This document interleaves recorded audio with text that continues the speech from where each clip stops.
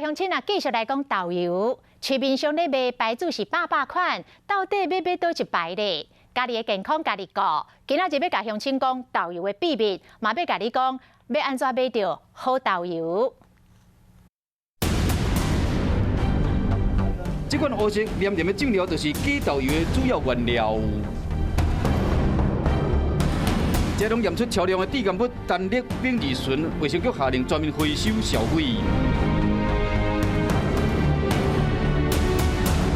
市面上豆油是有够侪过敏物质，卤肉、控肉拢袂使无这味。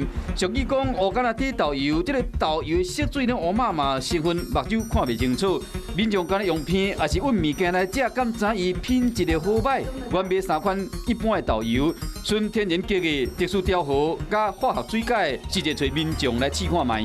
第一个很死咸，也香香的，就有点难判断呢。然后就是最廉价的1罐50块。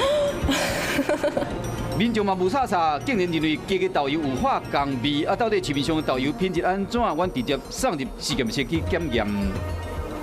教授先伫试管内面各滴4cc 的酒精出来，滴1cc 的豆油测过了，较无10秒钟，和沉底豆油真面目虽现出原形。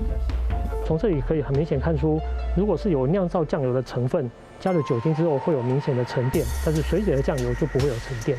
3种豆油做比较，第一讲是假的豆油品质上好，是高发红仔叫干的乌豆的蛋白质沉底看会到。第二讲的混合豆油是一般通路上接看到的调和品，蛋白质甲混合淀粉沉底嘛是看有。第三讲化学豆油是以氨基酸液水解，3天到7天就使做啊，差不多拢无蛋白质，所以讲无沉底的物件。在用酸水解的过程当中，可能酸会跟大豆里面的油脂残留的油脂作用，产生单氯丙二醇这个结构。那这个物质在动物实验显示可能有致癌性。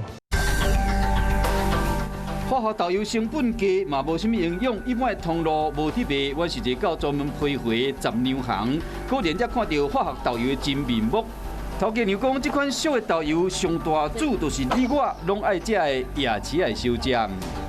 这种水解的大部分都销到哪里？也是小吃店的比较多，但是小吃店他是买一大桶的，他不会买这个小的，他不划算，更便宜。对。食外口朋友，这问料上好卖运。那你民众平常时伫厝里煮食，想要买天然的豆油，要安怎拣较好？